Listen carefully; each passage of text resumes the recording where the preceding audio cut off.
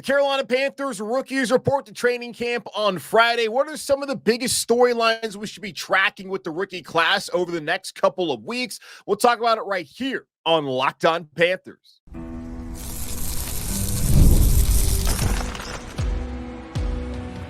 You are Locked On Panthers, your daily Carolina Panthers podcast. Part of the Locked On Podcast Network, your team every day. Welcome into another edition of the Locked On Panthers podcast, a part of the Locked On Podcast Network. I'm your host, as always, Julian Council, talking Carolina Panthers with you every Monday, Tuesday, Wednesday, Thursday, and yes, of course, Friday, your team every day. That's our motto here on the Locked On Podcast Network. Subscribe or follow the show for free on YouTube or wherever you listen to your favorite podcasts. And be sure to follow me, Julian Council, on Twitter at Julian Council, where next Friday, the weekly Friday mailbag is back once again. So either at me or DM me, but of course, follow me on Twitter at Julian Council and get your weekly Friday mailbag questions in for next week's edition of the show. Today's episode of Locked On Panthers is brought to you by LinkedIn. LinkedIn Jobs helps you find a qualified candidate you want to talk to faster. Post your job for free at linkedin.com/LockedOnNFL. That's linkedin.com/LockedOnNFL to post your job for free. Terms and conditions apply. The Carolina Panthers rookie class will report to training camp today on Friday, ahead of training camp beginning on the 24th. The vets will have to report on Tuesday, the 23rd, the first time in franchise history. Training camp will be held here in Charlotte, North Carolina. Unfortunate not to be in the upstate at Wofford College, but the good news is there will be Fan Fest down at Clemson on August 1st, which also apparently is the first day of practice for the Clemson Tigers. So it'll be interesting to see how traffic is that day, even though I don't think that people really go to college practices, go see what they're doing during training camp. Don't think that's something that is allowed. Either way, happy to still have the upstate and the state of South Carolina involved in that manner with Fan Fest, although it is disappointing not to have the time-honored tradition of going down 85 South, which is always under construction, which Matt Rule didn't realize what he was saying when he talked about, yeah, we're like 85, we're under construction. Matt, it's been under construction my entire life, and I'm only 31. And imagine the people older than me who have watched that highway be under construction during their 50-plus or how many years of life. So the Panthers hopefully will not be like I-85 this season. They can figure some things out early in training camp and head into the regular season intact and feeling full and confident with an opportunity to, I don't know, maybe surprise the NFL here in 2024. But they're going to need a lot of these rookies, and a couple in particular, to really stand out if the Panthers are going to have that bounce back season in year one under new head coach Dave Canal. So on today's show, let's take a look at the Panthers rookie class. Going to look at the draft picks, of course, also look at some UDFAs and try and track some storylines that could be important as they head into training camp practice starting next Wednesday on the 24th. Let's start off with the headliner name, Xavier Legette. The Panthers traded up into the first round all the way from pick 33 to 32 to take Legette there with that pick, getting the fifth-year option, and also stating that this is our guy. We did not want to wait another day. We could not wait anymore to make sure that it was known that Xavier Legette is the guy we see as potentially being the top wide receiver down the line here in Carolina. And Legette said that the Panthers told him, if you're on the board, we're going to take you. And that turned out to be true. Now, they probably said that to a lot of other guys as well. Maybe they didn't. Maybe the Panthers were just straight up said, yeah, you're our guy. We're taking you. And they showed it when they did that, taking him in the first round. But when you have a first round number right there in front of your name, there were going to be first round expectations. And even if he was taken at pick 33 right at the beginning of the second round, there were going to be first round expectations. You and I and everyone else knew the Panthers still needed to target a wide receiver early on in the draft, and they have done that with Legette. So the problem, though, we didn't really get to see a lot of him during OTAs. Whether it's that important or not, they're really just going through installs, but still someone who's going to have those first round expectations in a rookie season, someone who's playing a role on a team that is pretty vital considering how bad the wide receiver play was last year. You'd like for him to be healthy. Now, first off, what we need to be concerned about with Xavier Legette coming into training camp is how he's recovered from the hamstring injury he suffered during OTAs. Panthers came out and said that it was out of extreme precaution that they didn't have him out there. Had they been playing a game, he would have been available, but because it was April, it was May, it was June, they didn't want to push him any further, and they had seen it. He kind of pulled up one day, was a little bit slower with his routes. He's transitioning to the intensity and tempos of an NFL practice. Let's not push it too far. So the hope is that over the last 6 weeks, as he's recovered, that he's going to be full go next week. If he's not, we're going to have to see how he's able to really progress and how the Panthers are going to kind of monitor him and bring him along the way once training camp begins. Now, the one thing I'm really wondering too is, does Legette immediately step into that wide receiver 3 role? Look at last season. The Panthers brought in DJ Chark. They brought in Adam Thielen. We knew those were going to be the top 2 wide receiver targets once the season started. The thought was, though, who was going to be that wide receiver 3? Would it be Jonathon Mingo, the second-round pick out of Ole Miss? And it turned out that Jonathon Mingo immediately stepped into that role. Looking at this season, they have Adam Thielen back. They brought in Deontay Johnson via trade. They drafted Xavier Legette in the first round. Is he going to immediately step into that wide receiver 3 role? I would imagine that would be the case. Now, if he's hampered still by this hamstring injury, maybe that slows him down. My hope is, I'm sure your hope is, and everyone's hope who follows his team, of course, cares about this team, is that he'll be ready to go and that he can step into that role and really start to ascend as the top wide receiver moving forward in the years to come here in Carolina. Also wondering, will he be the primary kick returner? Talk about Raheem Blackshear as someone who was really good returning kickoffs last year. The new NFL kickoff rules are going to force teams to return more kicks than they did last season when it hit an all-time low. And Xavier Legette, who was outstanding at it back at South Carolina, has the speed, the fastest player in college football, track carrying the football last season when he scored a 70-plus yard touchdown against Mississippi State. Will he be the primary kick returner? Something that we'll have to find out as far as just trying to figure out what his role will be. But really, what I want to see is how quickly does he transition to the NFL level, i.e. the speed of practice, and also the preseason game performances. I try not to take too much out of them, but when we looked at how the offensive line played last year, maybe I'm going to make more out of the preseason than I did a year ago. Whether they win or lose, I don't really care. It's just, how does the first team perform? How does some of the depth players perform? And you look at Baltimore, they've won all those preseason games. That kind of speaks to the depth that they've had on their roster. And you look at constantly, they are a playoff team. Maybe there is something to it. I don't think you can take a ton out of it as far as the actual results, but what happens play after play with your ones and even your twos, that is something that is important to watch. So I want to see when Xavier Legette gets out there, how does he play with the first team? If he is out there at the first team, which I imagine he will, and then if he's returning kicks, how does that work out for him? That is clearly one of the top storylines, Xavier Legette's role, his health, and how he's going to transition into the NFL. Jonathon Brooks, he was the second player the Carolina Panthers took in the 2024 NFL draft. They traded up to 46 overall in the second round after trading back from the 39th overall, and they went and got their guy, and they got a running back, and that was not something I expected the Panthers to do. They took a running back. They took multiple linebackers, positions I did not think were positions of need here in Carolina, but apparently Dave Canales and Dan Morgan felt opposite of that, as they wanted to go out there and get someone who can fit into this offense. They wanted a versatile piece at running back. And when thinking about it, that is pretty true. Miles Sanders hasn't really been a receiver out of the backfield since his rookie year in Philadelphia, and he struggled mightily last year with injuries. And just when he was healthy, if he ever was healthy, did not live up to the deal the Panthers doled out to him last offseason. Chuba Hubbard, notorious for having rocks for hands early on in his career. He has gotten better at that, but Chuba's still not someone that you're trying to involve that much in the pass game. You have Raheem Blackshear, who can be utilized in that way, although not something that they decided to do until very late into the game when the offensive coaching staff was obviously not going to be here in 2024 anyways. They wanted to find someone who can be an every down back, and that player in their mind is Jonathon Brooks, who was the top running back on the board. If you're going to trade up back earlier into the second round and you're going to take a running back, you need to take the best one on the board, and the Panthers have done that. And Jonathon Brooks was outstanding last year for a Texas team that is finally back. Hook him, I guess.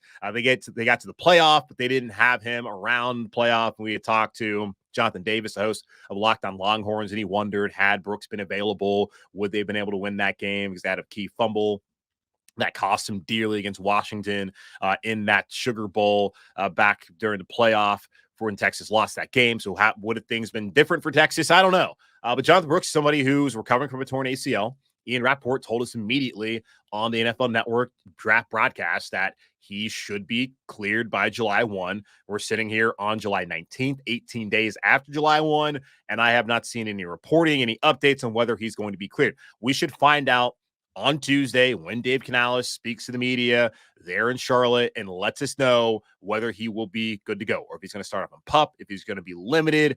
That is something that we'll have to find out. But the health of Jonathon Brooks is going to be important because Panthers did not take a running back in the second round to not use him in a major role when he's healthy this season. And the hope is he will be healthy. It was a clean ACL tear. Whatever that means, apparently should, I guess, lead to a quicker recovery like a clean break would.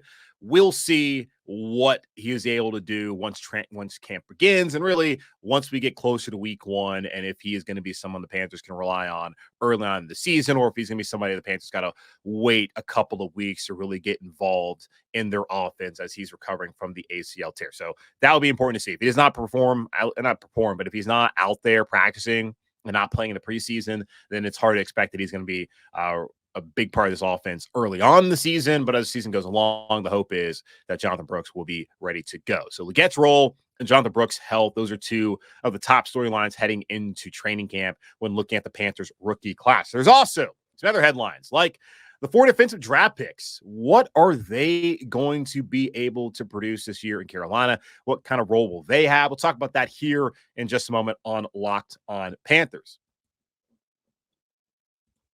Passion, drive, and patience. The formula for winning championships is also what keeps your ride or die alive.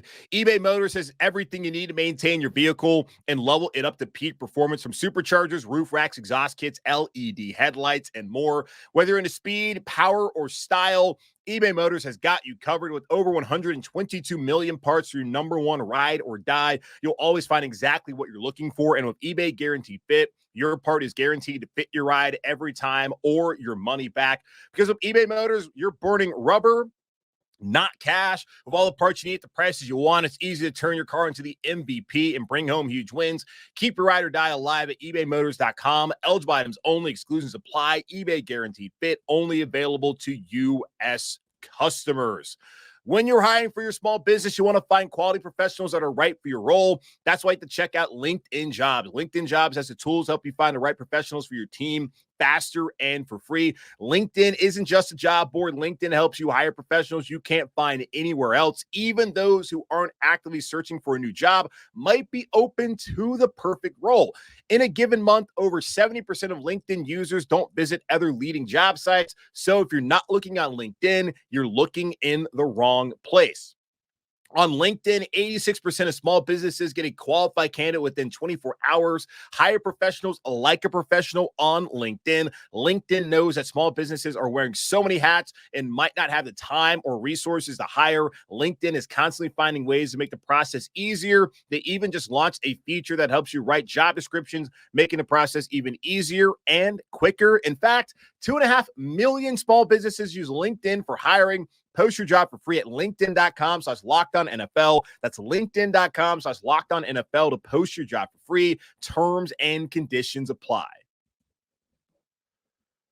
Let's take a look at more headlines surrounding the Carolina Panthers rookie draft class and just rookie class overall, as the rookies are reporting to training camp today on Friday, July 19th. Veterans will be there on the 23rd. Then on the 24th, they'll start their first day of practice. And they have a couple of days where they got to get acclimated. Then they put on the pads, and that's when we really start to find things out about this team. And maybe even longer than that, as Canales talked about. OTAs are going to use that to put in installs. They're going to use mandatory mini camp as the final exam. They're going to do installs once again once they get to training camp, before they have the pads on. When they have the pads on, then they can start to really figure out the competitions here, who's going to be in what role. And we have a pretty good idea based off of, guys being drafted at certain spots, experience here in Carolina, the money they were given in free agency, and what roles they're expected to play. But there are still some jobs that will be up for grabs. So I'm very curious to see how that all plays out during training camp here in Carolina. And just looking at the schedule too,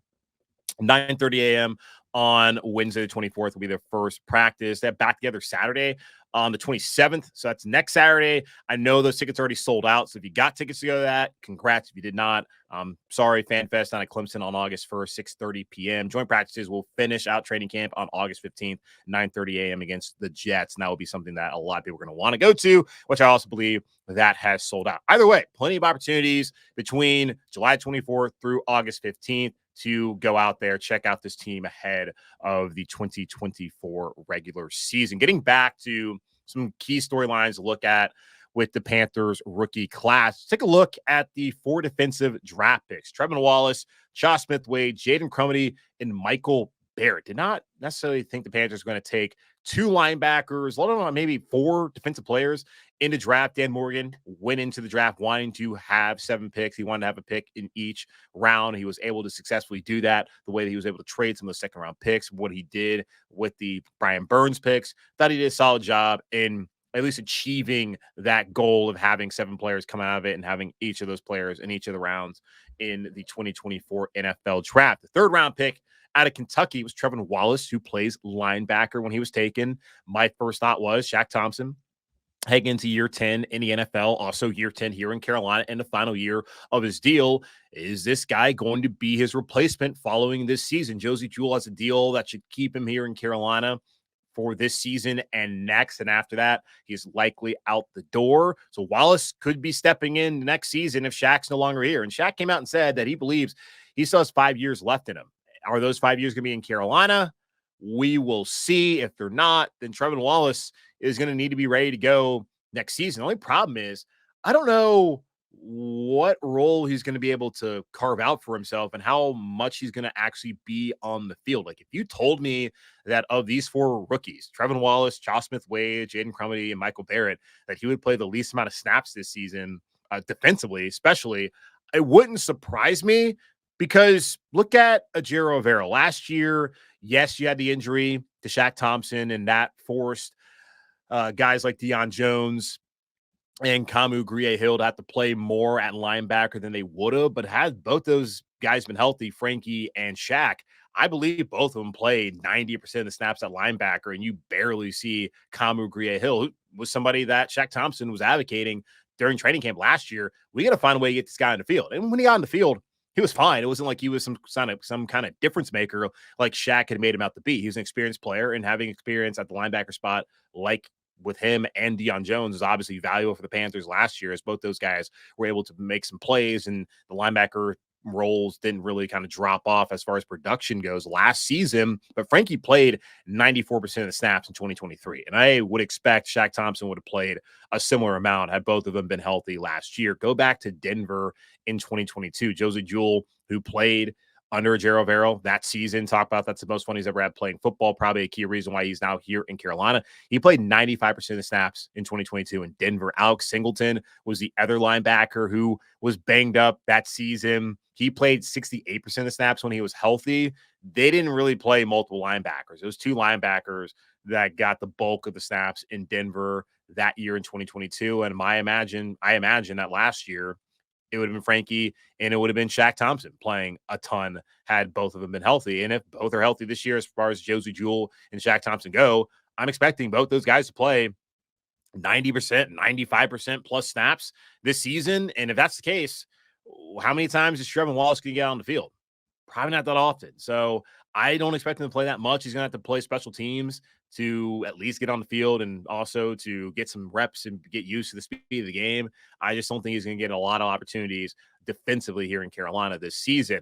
Josh Smith-Wade, his versatility is going to be important this season. I think it also may allow him some opportunities. He primarily played on the outside, maybe even solely played on the outside when he was at Washington State the last couple of seasons. Smaller player, but someone who can play safety, someone who can get up there and help you in the run game, someone who played in the slot during the Senior Bowl where he had 2 interceptions and was the Senior Bowl defensive MVP. That's where he's going to be expected to play here in Carolina and just in the NFL in general. Troy Hill is turning 33 come August. There could be an opportunity for Josh Smith-Wade to get in there as the backup to Troy Hill, maybe even as the season progresses, depending on how Hill plays and also his health, that maybe Chaw gets an opportunity to step in there and be the starter in that nickel slot corner role. And there's also a need for players on the outside behind J.C. Horn and Dane Jackson. We saw guys like DiCaprio Boodle last year, and Deshaun Jameson had to step up when J.C. Horn went down and when C.J. Henderson also had his share of injuries. Does Josh Smith-Wade get to play on the outside if the Panthers need him to? I think there's a little bit more opportunities for him. Not a little. I think a lot more opportunities for him to get out there on the field this upcoming season than Trevor Wallace. That's something to monitor, as well as there are still questions there with the cornerback room here in Carolina. On the defensive line, it's going to be a battle for Jaden Crumedy to not just make the team, but to get on the field, as Nick Thurman and LeBron Ray both showed some signs of being some pretty quality rotational players, especially Nick Thurman last year late in the season here in Carolina. Crumedy, 6th-round pick out of Mississippi State. The draft pick should allow the Panthers to want to keep him, but you have to make the team. Just because you were drafted does not guarantee you anything in the NFL. You would like for your draft picks to make the roster and that you didn't waste a pick. And Crumedy is an older prospect, which is the case for a lot of the guys here in Carolina in this draft class, but also just across the other 31 teams in the NFL. Crumedy, if he makes it, is going to be in there as a run stopper, rotational guy like Thurman, like Ray. And you can even look at Shai Tuttle, who should be starting. Same thing with Ashawn Robinson. You're going to rotate those guys. The only defensive tackle or defensive lineman in general who's going to be staying out there on the field all the time is going to be Derek Brown this season. Then Michael Barrett, Michigan's all-time winningest player. He stayed there for 6 seasons, played on 3 straight playoff teams, a national championship team this past fall. So you'd expect that he would leave as the all-time winningest player at UM if you're going to be there for 6 seasons. He played more at a hybrid role the last couple of seasons, a hybrid linebacker safety role that had him closer to the line of scrimmage. But it looks like coming to the NFL, he's not going to really be an every down kind of player like he was in college, as he's undersized, not fast enough to play safety, and he's been noted to be a special teams ace. And if you're going to be a 7th-round pick, the only way to really make the team is by being great on special teams. And I think Barrett has a really good chance to make the roster because of that this upcoming season. And if it bears out that way, he absolutely will probably be on the field more than a guy like Crumedy would, and even Trevor Wallace. And we'll see Josh Smith-Wade. I think Smith-Wade's going to have an opportunity to actually play defensive snaps. I don't think Barrett's going to get a lot of opportunities, if any, like Wallace played defensive snaps, knowing who's ahead of him at linebacker, who the 2 starters are. Crumedy, I think, will get opportunities to play at defensive line if he makes the roster. But Barrett, wouldn't be crazy if he actually ends up playing the most snaps this season, just because he's going to be a core special teamer potentially here in Carolina. So how quickly do these 4 defensive draft picks carve out roles? That's something I'll be looking at once training camp gets going on here in Carolina. The Panthers needed some pass catchers. They went out and they drafted Xavier Legette. They also drafted Jonathon Sanders, and they brought in a couple of UDFA wide receivers, and they're potentially could be an opportunity for 1 or 2 of them to make the roster. We'll talk about those storylines here in just a moment on Locked On Panthers. This show is sponsored by BetterHelp. Comparison is the thief of joy, and it's easy to envy other people's lives. It might look like they have it all together on their Instagram, but in reality, they probably don't. Therapy can help you focus on what you want instead of what others have, so you can start living your best life. If you're thinking of starting therapy, give BetterHelp a try. It's entirely online, designed to be convenient, flexible, and suited to your schedule. Just fill out a brief questionnaire to get matched with a licensed therapist and switch therapists anytime for no additional charge. Stop comparing and start focusing with BetterHelp.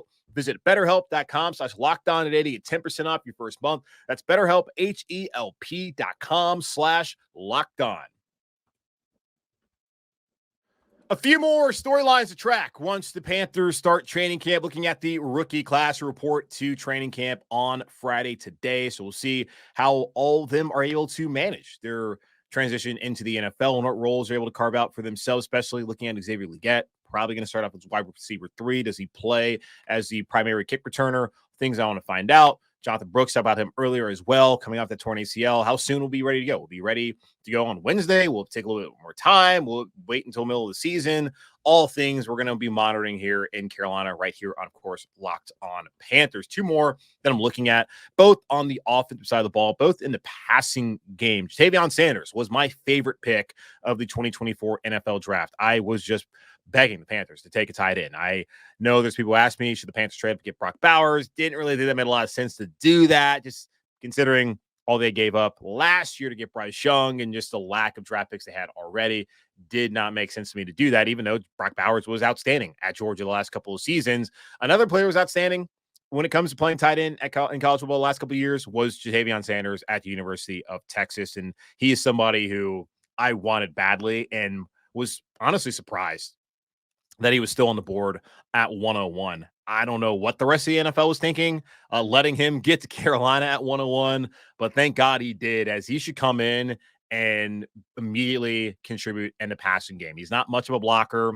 That's something that Pat McPherson, the tight end coach here in Carolina, is going to have to work with them at. And you have Tommy Trimble to do that. You also have Ian Thomas to do it. Stephon Sullivan, he's a guy who played wide receiver in college, who's still trying to figure out the nuances of playing tight end in the NFL. At least Sanders played tight end. He's just not a great blocker. You can coach that out of a guy. You can't necessarily – well, it takes a lot longer for a wide receiver to then become a tight end, as this is a position that historically has been one of the tougher transitions in the NFL when it comes to everything you got to do. But in the past game, they just asked Sanders, go run routes, go get open, catch the ball.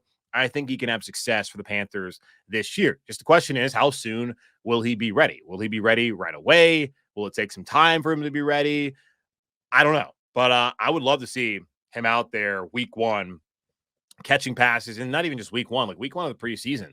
I don't know how much he's going to play against New England when they travel up there, but I want to see a lot of Jonathon Sanders. I want to see a lot of him in that second game against the Jets. I want to see a lot of him in the dress rehearsal against the Bills. Like, I want to see these rookies out there. Like Legette, I want to see him out there. I don't need to really see Deontay Johnson and Adam Thielen that much, or really Bryce Young, because you got to protect your quarterback. And I want to know really too what is going to be Dave Canales' philosophy when it comes to the preseason. There are some coaches who say, like Sean McVay, Matthew Stafford is never going to play for me in the preseason as long as I'm the head coach here in Los Angeles. And I'm wondering if that's going to be the way that other coaches are going to go about it moving forward. Like Zach Taylor lost Joe Burrow last season. Is Joe Burrow going to play in the preseason for the Bengals? So on and so forth. The other players like Christian McCaffrey wasn't playing the preseason in Carolina. That makes a lot of sense. I don't think he plays the preseason in San Francisco, because why would you even waste any sort of hits on him in the preseason? But Sanders, Brooks, if he's healthy, which it may be tough for him to play in the preseason, but Sanders and Legette, I want to see him out there. I don't even care if they're with twos. I want to see these guys. I need to get these guys ready, because I think that they both can be key contributors on this offense and in this pass game in particular this upcoming season in 2024. And I don't think the Panthers took 3 offensive rookies in the top 101 picks of the draft, not believing that they would be contributors in year one. Like, there's no way they didn't think that they weren't going to be able to contribute right away when they took those guys. So we'll see how it plays out. The last storyline I'm looking at, and this is one that we've talked about, looking at wide receiver, there are opportunities. Whenever anybody asks me about, hey, could this guy make the roster? Like, look at where the opportunity is at their position. Are there players that are clearly going to make it? Is there enough guys that they could keep? Like, are they going to play special teams and all that kind of stuff? Like, that's always something to look at. Wide receiver, you look at it, Deontay Johnson's going to be on the roster, of course. Xavier Legette's going to be on the roster. Adam Thielen's going to be on the roster. And then Jonathan Mingo, I'd imagine, will also be on the roster. So there's 4 spots right there. And after that, Amir Smith-Marset probably is on the roster as a returner, and because of special teams again. Terrace Marshall Jr., 3rd coaching staff. Is he going to make the team this year? David Moore, I know he played in Seattle under a lot of these guys, was there in Tampa last year, but he's an older player. There seems like there could be an opportunity for guys like Jalen Coker out of Holy Cross and Sam Pinckney from Coastal Carolina to make the roster as undrafted free agents at the wide receiver position. Steve Smith Sr. already came out and he was singing Jalen Coker's praises, and Dave Canales had a very long breakdown of Jalen Coker when he was asked about him during OTA, something that caught the ear of Jim Nagy, who is the senior director of the Senior Bowl down there in Mobile, and mentioned how you don't really hear coaches go on at length about a undrafted player like this. And you look at the contract that he was receiving, or that he is receiving as a UDFA, a lot of guaranteed money. Now, does that necessarily mean he's going to make the team? No, but he's going to get an opportunity, and he's going to be playing probably more of these snaps with Jack Plummer, the undrafted free agent out of Louisville. And he's another guy who potentially could make the roster, as Panthers want to have 3 quarterbacks, I believe. So we'll see if that's the 3rd quarterback they want to keep. But I want to see what Coker and what Pinckney can both do. And you look at Terrace Marshall, you look at David Moore, if they're going to keep 6 wide receivers. I believe Seattle kept 6 wide receivers last season. Panthers only kept 5. They're going to keep 6 wide receivers. It's going to come down to the UDFAs versus a fourth-year player who has not shown much outside of a 10-week period, and David Moore, who's been really out of the league since he was cut here a couple years ago in Carolina. So those are the two guys I'm looking at. As far as UDFAs, like there's three.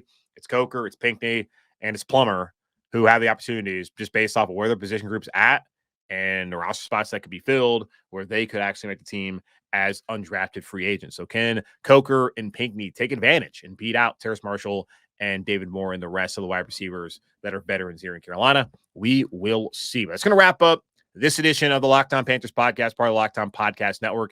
Hosted by yours truly, Julian Council. Again, y'all subscribe or follow the show for free on YouTube or wherever you listen to your favorite podcast. And be sure to follow me, Julian Council, on Twitter at Julian Council, where next Friday I'll be back answering your weekly Friday mailbag questions, either at me or DM me to get those questions into me next week ahead of the show. But in the meantime, be safe, be happy, be whole. As always, keep pounding and enjoy your final weekend before the Panthers are back on the field preparing for the 2024 season.